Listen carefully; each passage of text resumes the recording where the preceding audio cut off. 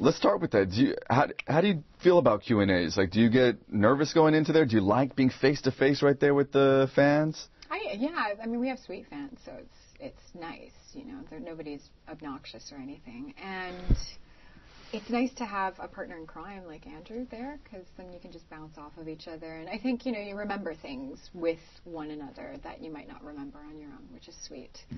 But in general, I have some really great experiences with the fans from Castle. I think that they're a great bunch. We've been very fortunate. Yeah. I mean, there's something about, you know, Twitter or Facebook or whatever, fan mail, but seeing them face to face, that's a whole different beast, I guess. Yeah. No, it's nice because people invest in the show and they're excited to see the people that they see weekly in front of them. And I think they invest in this show in a way that's sustained us. So to be able to engage with them on a certain level is a privilege. Yeah. Now, you were saying 4.5 years since the very beginning of this whole journey. Yeah. You have come, you know, your character has come so far in this time, you know, even like what you wear, you know, you started out wearing really... What I wear? Come on, let's talk about it. Let's talk fashion. Come on, brother. I'm not much for fashion, but things have gotten a little more... more... What's saucy? The word? That's what I'm looking for. Without saying sexy, saucy, yeah. Yeah, definitely. I mean, like, I think that in the initial stages of the show, we were telling a story where we very clearly needed to communicate to audiences that she was a detective. And then since then, the character has unfolded more in front of the audience and is able to explore a lot of wonderful storylines, and her looks have, of course, kind of maybe softened and been a little bit more adventurous from time to time. And I think that we've got that permission now, because she is a girl. She's from Manhattan. She grew up there, and so there's an allowance when you have that kind of history. And then I think also just the fact that she's in charge and that she's a detective doesn't mean that she has to be ignoring her femininity, right? Mm-hmm. Yeah. Now, I remember when we found out about the romance, the Castle romance, you were so excited that it was finally going to go there. Yes. Now that we are there, yes. Is it what you expected? Is it, you know, are you loving it? Is it fun playing? Yes. This has truly been a really fun season to play. I loved all the seasons. They've all been a part of the progression. Like, we wouldn't have this season if we didn't have last season, if we didn't have all the seasons before. We just wouldn't have the permission to do that. And I think after 4 seasons of these characters growing individually, learning more about each other, we finally have the permission for the two of them to be together and really enjoy each other. And I think the audience is so invested, or I hope, so invested in their individual journeys that the payoff for them being together is a lot. It's richer. Mm-hmm. And I think we can enjoy the nuances that the writers are creating between these two characters and the fun kind of roller coaster that any first-year romance happens to be. You know? Now, after playing a detective for 5 seasons, do you feel like if you got out with the NYPD, could you really that I maybe could throw down? Yeah, could you? That I could solve a case? Do you think, like, deep down inside? I have serious detecting skills. Yeah. Seriously? Who took my sweater? This is the case.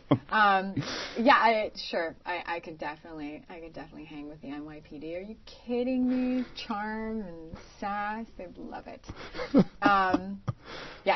Those guys are serious. I got to run around with them for a bit when we first started the show, and the thing about the NYPD that was amazing was how big of a sense of humor they all had. You know, like I think Andrew even said this earlier. He was talking about the gallows humor, and it's really true to form in the real world New York Police Department.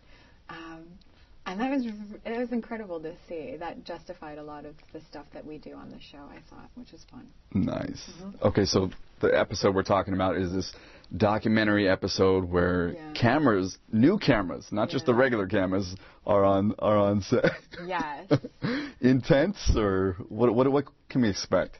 Well, as an actor, it was interesting to try to play with another character because the camera became a character, and it was the first time in the history of the series where we actually looked at camera and talked to camera.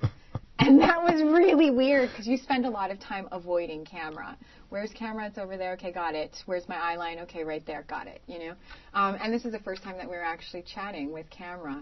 And then my character, of course, has a problem with staring at the camera and wants to try to avoid it. And everybody else is just ham and cheesing it up for camera. So it was fun. It was really neat to play with that style of filmmaking and to dance almost with our camera guys for the first time. They became another person in the show. It was nice. It's interesting. Now you know how we feel when we're talking to the camera. I do. Yeah. There's a thing. You have to kind of get over a little bit of a hurdle where it's like, oh, this is hello, human. Yeah, you're talking to this eye. Yeah. Like, whoa. Yeah. It was fun. It was a fun exploration. And I was talking to Andrew a little bit about where the romance is going. People, people still don't know. You're still keeping it. No rings, no babies, nothing, huh? Oh my gosh. Oh my gosh. Sorry. Go ahead. What are you cringing? Andrew is over there in the corner cringing right now. Sorry, yeah. Spoiler alert. If you could hand him a list of what needs to happen before the finale, oh jeez, what would you tell him? Look, man, I'm an actor. I just speak the words that I'm given. Okay. Is that true? See, he wants to know. Yeah. Okay. So here's even if it's fun. Here's kind of what you're asking me. The thing about working with Andrew and with his team in general, the kind of workspace environment that he's created and set up, is that there's a lot of dialogue. There's an openness. There's a collaboration, and that's, I think, extraordinary. Like, I commend you for that. Andrew's over there, audience members, right over there. Talking to the camera, good. Taking notes. No, he's not. But yeah, I do commend him for that because that builds a tremendous amount of investment, personal investment in the stories and in what we are all creating. And you feel like you're a part of the process, and you also feel kind of like that might not be the case in every creative collaboration in town. And so I think that that's something special that we're very fortunate to have. So thank you. Well, there we go. Yeah. Okay. Now, besides him, cast members and everything, things have got to have changed dramatically from 4.5 years ago, right? Yeah. Is it like a family? Are you sending Christmas cards this Christmas? Like, what's your relationship like with everybody now? The guys are like brothers. Why are you laughing? Because they're such, adorable, but dorks. But adorable. And we've got a really dear cast. And I think that we have a really great crew. I know we have a great crew. And I think that everybody that comes and guests on our show feels like that as well. Like, I consistently hear it from guest stars that they feel very welcomed and embryonic.